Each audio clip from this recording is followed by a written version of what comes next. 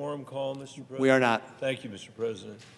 I'm grateful to be on the floor here tonight with my colleague from California, Senator Schiff, and others to talk about the nomination of Tulsi Gabbard, now the successful confirmation, I guess, of Tulsi Gabbard to be the Director of National Intelligence. To say the least, I never thought that we would see a moment in the history of the United States, the history of our attempt as a Congress to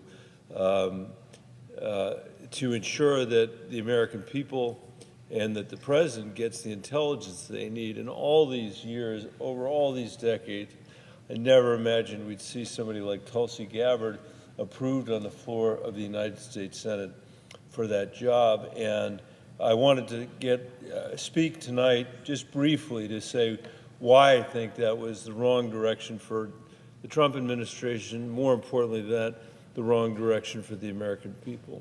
Let me say, first of all, intelligence, and being a member of the Intelligence Committee, I know this is unlike anything else we do around here, because a lot of what happens, my colleague Senator King from Maine is here, a lot of what happens is done in secret. And one of the great privileges of being on the Intelligence Committee is that, I think in part because it's in secret, there isn't the kind of partisanship that you see in a lot of the other committees. There isn't the jockeying for position or for political notoriety. The people on that committee are very, very serious about our work, and in part it's because we all have a responsibility on behalf of all the senators that are not on the committee to be able to transmit as well as we can the intelligence needs of our country, the intelligence findings of the intelligence community, and to play a very important role in oversight. Because if we didn't provide that role, the intelligence agencies could run amok without the American people ever knowing about it, or their representatives knowing about it. In fact, the whole reason we have the Intelligence Committee in the Senate is because so many terrible decisions were made by the intelligence agencies in the post-war period in the 1950s and 1960s. Some of it well-intentioned, during the Cold War, but a lot of it really bad judgments. It included things like the attempt to assassinate foreign leaders and to plot revolutions around the globe. And this Congress, this Senate, decided that we needed to have oversight for the American people. And we created the Intelligence Committee to do that. And it means that we have an institutional structure that ensures that the American people get the best service out of the intelligence community and that the President gets the best intelligence. And that structure was put in place by people who thought it was important for intelligence agencies not to run amok and for the President to get the best intelligence possible. And now we're putting somebody in the job of director of all the intelligence agencies, in a sense, the ODNI, so-called, who's kind of the clearinghouse and the coordinator for all the intel that the President gets, Congresswoman Tulsi Gabbard. Now, look, she's had a record of public service in the Congress and in the military, and I don't dispute that. And I'm not calling into question whether or not she's serving the interests of other countries. But I do want to say, and I will be brief, Mr. President, that I think her judgment has been extraordinarily, I would say, exceptionally bad.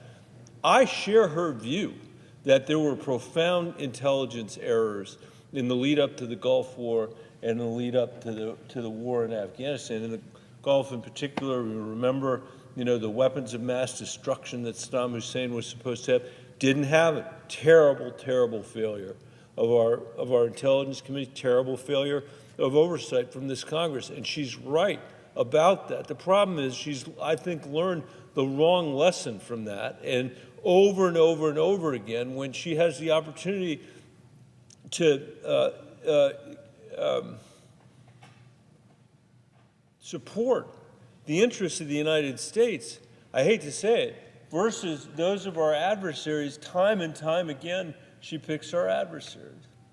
Or even our allies. I've heard her say how worried she is about what she describes as the remilitarization of Japan, which of course Japan is doing because of the threat from China with our very, very close cooperation. That's of concern to Tulsi Gabbard. She went to Syria and famously came back disputing our own intelligence agencies' findings about Assad's gassing of his own people. To this day, she hasn't really taken that back, and it makes no sense at all. But the thing that drives me the craziest, Mr. President, is that she has been an apologist for what Vladimir Putin has done since the day Vladimir Putin invaded Ukraine. Ukraine was a peaceful country with a peaceful border, and Vladimir Putin was the first tyrant since World War II ended. And we set up all of these multilateral institutions across Europe and across the world to prevent the kind of hostility that we had seen break out in World War II. And Vladimir Putin decided he would invade a peaceful country next door to him. And in his mind, he had a right to do that because Ukraine has been viewed by czars going back hundreds and hundreds of years as Russian territory. That is not the way the Ukrainian people look at this. They think of themselves as an independent country. They think of themselves as living in a place where history actually has moved on over the last 500 years or 1,000 years. And they were sitting there peacefully when Vladimir Putin invaded them with no provocation at all. And on the evening that Vladimir Putin invaded Ukraine, Tulsi Gabbard tweeted out at 11:30 at night, her local time, this war, referring to the war, Putin's invasion of Ukraine, this war and suffering could easily have been avoided if the Biden administration, NATO, had simply acknowledged Russia's legitimate security concerns regarding Ukraine's becoming a member of NATO, which would mean U.S. NATO forces right on Russia's border. Now, she gets mad when people read that stuff. That's what she said. And she says, well, don't tell people that I'm carrying propaganda for the Russian government or for Putin. That's not fair. I don't have to say that. But the Russian television put on TV in the days after the aftermath of Putin's invasion the very thing that Congressman Gabbard had said about his invasion, because they saw it as something that ratified what they had done. And it was so consistent, so aligned with his position, continues to be his position today, that he thought it would muddy the waters with people around the world about what they were doing in Ukraine. I believe Ukraine's battle from the very beginning has not been a battle for Ukraine. I think it's a battle for democracy. I think they are on the tip of the spear, in a way that nobody has been since World War II, and the Ukrainian people have been unbelievable. The Ukrainian soldiers have fought magnificently. There was a view when Putin invaded Ukraine, Mr. President, that in 3 days they were going to be in Kyiv, the Russians. And because of the bravery of the Ukrainian people, because of the bravery of the soldiers, many of whom have given up their lives, they have succeeded beyond the wildest dreams of anybody on this floor, of any of the Monday morning quarterbacking that's been happened in this capital and other capitals around the world. And our allies all around Europe, but also in the Pacific area as well, all have seen what the Ukrainian people have accomplished. And when she had an opportunity to say something about the Ukrainians, when she had the opportunity to stand with the United States and stand with our allies, she made another choice. She's entitled to that choice. She's entitled to that choice, just as she's entitled to her views about the intelligence failures during the Gulf War.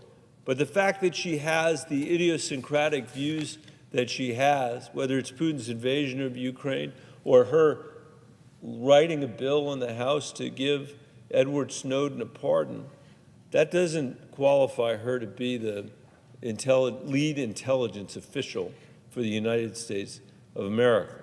As I said, and I'll finish here, Mr. President, we work well in a bipartisan way on these issues. The American people need the president to get intelligence in a way that's trustworthy, that is not shaded in one direction or another, and we all need to be able to trust each other in the delivery of that intelligence. And I will say that I think the president, in nominating Congresswoman Gabbard for this position, has fallen short. I voted for the CIA director. This is not an issue of his appointments to the intelligence agencies, but in the case of Congresswoman Gabbard, I think he missed the mark. And I apologize to my colleague from California for going on for so long. I will yield the floor to him.